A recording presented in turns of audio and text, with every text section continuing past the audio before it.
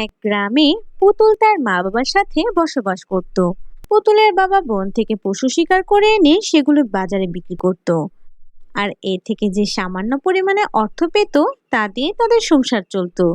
একদিন সকালে পুতুল তার বাবাকে বলল, বাবা, তুমি আজকে বনে গেলে না যে? কত বেলা হয়ে গেল, শিকার করতে হবে না? হ্যাঁ রে মা, শিকারে তো যেতেই হবে, নইলে সংসার চলবে কিভাবে? শিকার করে কতটুকু অর্থ অর্জন করি, তোকে তো ভালো মন্দ খেতেও দিতে পারি না। তুমি আবারও শুরু করলে বাবা।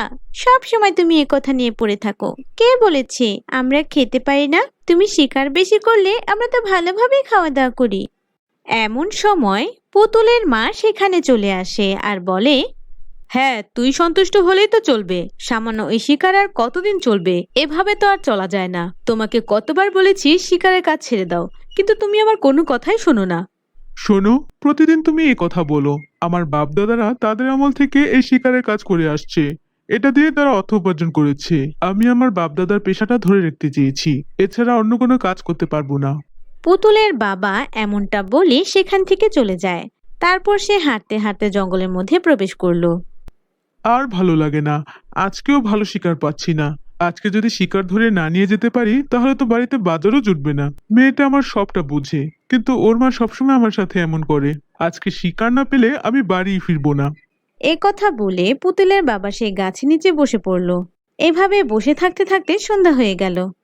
সন্ধ্যা হয়ে গেছে, আজকে রাতটা এই গাছের নিচে বসে কাটিয়ে দিব, কালকে শিকার ধরে তারপর বাড়িতে ফিরবো।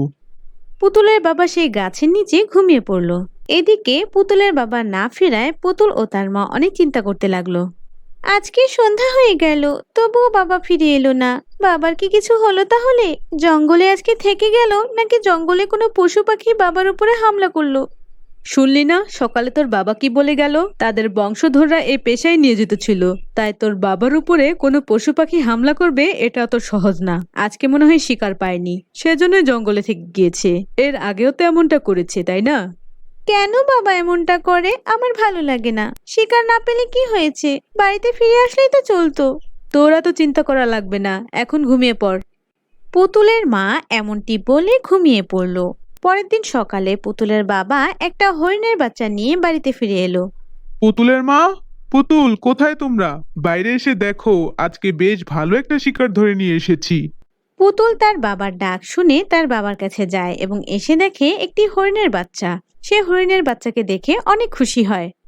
বাবা, তুমি এত সুন্দর একটা হরিণের বাচ্চা এনেছো। এই বাচ্চাকে বিক্রি করে দেবে নাকি আমাদের বাড়িতেই রাখবে? এখন ওকে বিক্রি করা যাবে না, কারণ ও এখন অনেক ছোট। কিছুদিন গেলে ওকে বিক্রি করব, তখন বেশ ভালো দামে বিক্রি করা যাবে। আচ্ছা, তাহলে এই কয়েকটা দিন আমি ওর খেয়াল রাখবো, ওকে খাবারও খাওয়াবো। আচ্ছা ঠিক আছে, কিন্তু ভুলে ওকে এই খাঁচা থেকে বের করবি না। আমি ওকে খাঁচার মধ্যে বন্দি করে দিলাম। একবার যদি ও খাঁচা থেকে বেরিয়ে যায় তাহলে ওকে আর বন্দি করা যাবে না। আচ্ছা বাবা, আমি ওকে কখনই খাঁচা থেকে বের করব না। তারপরের দিন থেকে পুতুল সেই হরিণের বাচ্চাটিকে অনেক যত্ন নিতে লাগলো। এই নাও, আমি তোমার জন্য একটা ফল নিয়ে এসেছি, এটা খেয়ে নাও। না না, আমি ফল খেতে চাই না। আমি আমার মায়ের কাছে যেতে চাই। এ কি, তুমি কথা বলতে পারো? এটা কিভাবে সম্ভব? তুমি একটা পশু হয়ে কিভাবে আমার মতো কথা বলছো? আমি হলাম মায়াবী হরিণ। আমি কথা বলতে পারি। আমি জঙ্গলের মধ্যে আমার মাকে হারিয়ে ফেলেছি। মাকে খোঁজার জন্য এদিকে এসেছিলাম। তখনই তোমার বাবা আমাকে শিকার করে আর এখানে নিয়ে আসে। তুমি আমাকে ছেড়ে দাও। আহারে, তুমি তোমার মাকে খুঁজতে এসেছিলে? তোমার মা মনে হয় তোমার জন্য কান্না করছে, তাই না? হ্যাঁ, আমার মা আমার জন্য কান্না করছে। মা আমাকে কখনো চোখের আড়াল করে না। মা বলেছে আমার কথা যদি কোনো মানুষ শুনতে পারে তাহলে আমাকে ধরে নিয়ে যাবে, কারণ আমি হলাম মায়াবী হরিণ। কিন্তু আমার বাবা মনে হয় জানে না যে তুমি একটি মায়াবী হরিণ। যদি জানতো তাহলে তোমাকে ছেড়ে দিত। এখন তুমি খাবারটা খেয়ে নাও। না, আমি খাবার খেতে চাই না। আমি এই খাঁচা থেকে বের হতে চাই। আমার মায়ের কাছে যেতে চাই। যদি তুমি আমাকে মুক্ত করে না দাও তাহলে আমি কোনো কিছু খাবো না। এভাবে না খেয়ে খাঁচার মধ্যেই মারা যাব। আমরা অনেক গরিব। বাবা শিকার ধরে এনে তা বাজারে বিক্রি করে, আর তা দিয়ে আমাদের কোনো মতে সংসার চলে। এখন বাবা 2 দিন ধরে পরিশ্রম করে তোমাকে ধরে এনেছে। আমি যদি এখন তোমাকে ছেড়ে দেই তাহলে আমরা 2 দিন না খেয়ে থাকবো। আমি কথা দিচ্ছি, যদি তুমি আমাকে ছেড়ে দাও তাহলে আমি তোমার সব অভাব দূর করে দেব। সেটা কিভাবে সম্ভব? তুমি একটা হরিণ হয়ে কিভাবে আমাকে সাহায্য করতে পারো? তোমাকে তো আমি আগেই বললাম আমি মায়াবী হরিণ। আমি চাইলে অনেক স্বর্ণ মুদ্রা এখানে হাজির করতে পারি, আর সেই স্বর্ণ মুদ্রা দিয়ে তোমার সব অভাব দূর হয়ে যাবে। তুমি সত্যি বলছো তুমি আমাদেরকে সাহায্য করবে? হ্যাঁ, আমি সত্যি বলছি। তুমি আমাকে ছেড়ে দাও, তাহলে আমি তোমাকে সাহায্য করব। আমাকে বিক্রি করলে তোমরা কয় টাকাই বা পেতে? আমি তার থেকে তোমাদের দ্বিগুণ স্বর্ণ মুদ্রা দেব, যেটা দিয়ে তোমাদের সারা জীবন কেটে যাবে। কোনো পশু পাখি শিকার করতে হবে না। আচ্ছা, আমি তোমাকে মুক্ত করে দিচ্ছি। তুমি তোমার মায়ের কাছে চলে যাও। পুতুল এমনটা বলে খাঁচা থেকে সেই হরিণটিকে মুক্ত করে দেয়। হরিণটি তখন বাইরে বের হয়ে পুতুলকে বলল, তুমি অনেক ভালো। তুমি আমাকে মুক্ত করে দিয়েছো। এখন আমি আমার মায়ের কাছে যেতে পারবো। আমি তোমাকে অনেক স্বর্ণমোহর উপহার দিচ্ছি, যেগুলোর কারণে তোমরা আর অভাবী হবে না। এমনটা বলে মায়াবী হরিণ সেখানে অনেকগুলো স্বর্ণ মুদ্রা দিল। সেগুলো দেখে পুতুল অনেক খুশি হয়ে গেল আর বলল, তুমি বন্ধু হয়ে আজকে আমাকে অনেক উপকার করলে। তোমাকে অনেক ধন্যবাদ বন্ধু, আমাদেরকে এভাবে সাহায্য করার জন্য।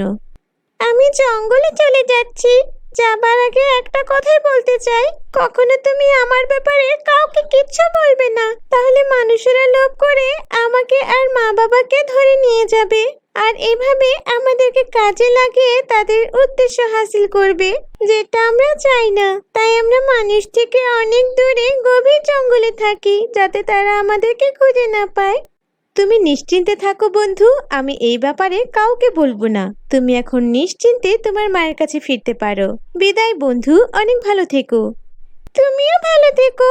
হরিণ এমনটা বলে সেখান থেকে চলে গেল। তারপর পুতুল সেই স্বর্ণমুদ্রা নিয়ে তার মা বাবাকে সব কথা খুলে বলল। তারপর থেকে তাদের আর কোনো অভাব থাকে না, সব অভাব দূর হয়ে যায়। পুতুল তার মা বাবার সাথে সুখে শান্তিতে বসবাস করতে থাকে। ছোট্ট বন্ধুরা, আমাদের আজকের গল্প তোমাদের কাছে কেমন লেগেছে? যদি ভালো লেগে থাকে তাহলে একটি লাইক দিয়ে আমাদের চ্যানেলটিকে সাবস্ক্রাইব করে ফেলবে। পরবর্তী নোটিফিকেশন পাওয়ার জন্য বেল আইকনে ক্লিক করে রাখবে। ধন্যবাদ।